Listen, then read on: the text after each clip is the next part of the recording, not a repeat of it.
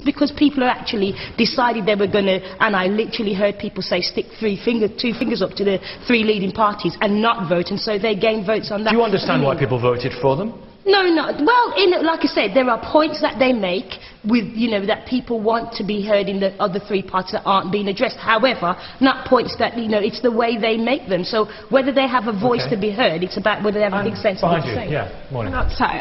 The answer to the question, do they have the right to be heard?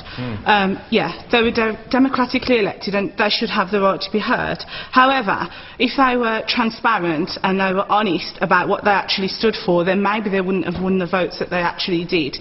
If they said we are homophobic, fascist and racist, then maybe people wouldn't actually vote for them and they wouldn't actually be in the situation where they are now. So here, Alan, we speak to people who are homophobic, fascist and racist all the time. They're from the Islamic right. You're from the Muslim Council of Britain. We speak to those people, so why shouldn't we speak to these people? Well, clearly they have some voice, really. I don't think we should be projecting this particular voice any further. By that I mean, giving space on programs like Question Time and so on, because their politics is a politics of hatred. We began with the Jews being the problem, then the black man was the problem, then we were invaded by the Paki. So do you include Islamic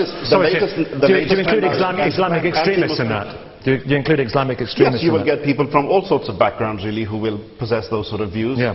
And I will include them in that as well. But now the argument has moved to anti-Muslim sentiments, where Islamification argument is being used. The question that I want to ask, BNP here is that 18% of all children in our country are from the ethnic minority backgrounds. Mm-hmm. What is your policy in relation to them? Why cannot they join your party? Yeah.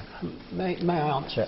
I think we're getting very confused over the issue of freedom of speech, and freedom of speech applies to everybody. It applies to the BNP, whether you like them or not. It applies to the anti-BNP. And I think we're veering off to specific BNP policy issues, but that's not what the question is about. It's about freedom of speech for everyone, and I believe that we should have freedom of speech both for the opponents and for the proponents of the BNP. Just a minute, please. To discuss the BNP policy. Well, that's not, you want to make it a freedom of speech we're not here That's for all that, you want to make with it. all due respect. And to throw eggs at Nick Griffin is just a waste of good food. We're not here to discuss the merits. It's just a waste of good food. Yeah, but it's the whole issue. Can I ask you something? Which is going to have occurred. You've been on this programme before, Reverend. What on earth are you doing wearing a dog collar? Yes, what on earth is the message of Jesus, the message of love? What is it that Jesus said that chimes with BNP policy? Do tell us. Jesus wasn't British. Okay. And he was Jewish as well. It was Jewish as well, and given your past, Mr. Bronze, that might well be a problem. Right, just a moment. Well, if I could answer, please. I think there is a danger of caricaturing the policies of the BNP, and it's very easy to knock down a caricature with an emotional tirade.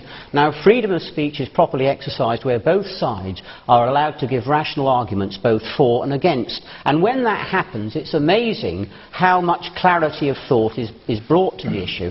Now, you've asked the question about the biblical basis for nations, and the Bible does in fact record God's will to divide the human race into nations, which is why we're all so very different this morning. And God's will is to preserve the nations, to give them the space and peace to seek Him. And if you bring all the nations together in a cheap by-jowl situation, this will tend to the atomisation of a cohesive society, and it will also tend to produce conflict, which is of course what some of the opponents of the BNP are some people would say this is ridiculous. This is Jesus in jackboots. This is ludicrous.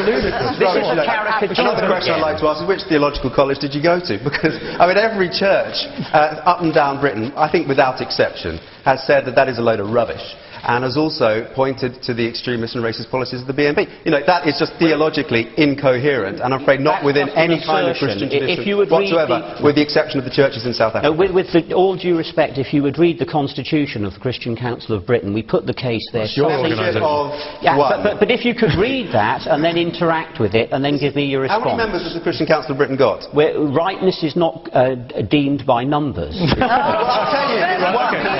But let's get around the audience. Go on. I completely... Freedom of speech. They have a right to be heard. Isn't it good that we're hearing them this morning? Yeah, I think, we should celebrate the fact that we have freedom of speech in this country. There are plenty of other countries in the modern age that don't have it. And we should celebrate our rights. fair dues to you guys, you know, say what you want. But at the same time, you have to be transparent with your views. And, like you said, you have to engage in a debate with both sides of the argument. But they don't think you're British. We're happy to do. But they don't think you're British. I have to answer this. My father and my mother came to this country. They have contributed to the economy of this country, and you don't recognise them as British. To me, that is rubbish. No. Our definition of Britishness is an ethnic definition. And as you on your ethnic form probably identify yourself as Asian or something like that, we recognise that the British are an ethnic group, just like all the ethnic groups now living among us. Right, you're English. So that's on racial equality principles. I was brought up in this country. My parents brought me up in this country. Okay? Yeah, and well, I speak English. English is my first language. I see myself as a British Indian. I have a British passport. My parents do as well. And I am proud to be British. What makes me any less I'm confused. Where to go to? Hands up. You, Benjamin, in a minute. You first. I think that there is a freedom of speech, and I think that people should have the right to put their backwards and forwards, and I think by opening it out, they'll be accountable for what they say, and that I think that we should trust the British people to actually put their cross in the right box during an election. You're in a new situation now because you're being properly scrutinised. Do you welcome that? Well, I don't mind that, but we're getting off the question and we're not actually being allowed to answer the question about should the BNP have a right to be heard. My answer to that is everybody should have a right to be heard, not just the BNP. Absolutely. There's another side to it as well. White supremacists? It's everybody who does not incite violence. That's the cut-off point. No, we don't. What about hatred? No, it doesn't. Sorry? What about hatred, he said? What about hatred against other communities and dividing communities? That's not going to create a cohesive society for us, People incite hatred against us. That hasn't been criminalised. The clear dividing line should be whether people are inciting violence. And if anybody doesn't incite violence, then they should have a right to be heard. But there's another side to it. It's not just our right to be heard, it's people's right to hear us. That's the important thing. And by taking away our right to be heard, you're not just taking away our right, you're taking away the right of all of you people. You might not want to exercise that right, but you have a right to hear what we say. Amen. Amen. Right, go on. Freedom of speech works two ways, first of all. When, for example, Abu Hamza comes on TV and he's inciting racial hatred, the BNP are up in arms and creating this fear of Islam, for example. And really Abu Hamza does a good job himself to create a fear of Islam. He does, but then the BNP are doing exactly the same and inciting racial hatred, and it has to work both ways. And this kind of smokescreen that they hide behind. But isn't it good to hear from Abu Hamza, and it's good to hear from Mr. Andrew Bronze as well? It's good to hear from both of them. But do we allow it to the point where they're actually inciting racial hatred, which is exactly what the BNP are doing, going into areas like Bradford, where there is already kind of racial tension there, and really stirring up and leafleting and targeting these areas. So argue with them, beat them by words. That's the best way to do it, isn't it? Isn't it the best way to do it? But we're not inciting join your party then? No. Do you want to join their party? I wouldn't want to join their party, but I couldn't anyway, because I'm not white, end of. Well, it seems to be a question about something that doesn't arise.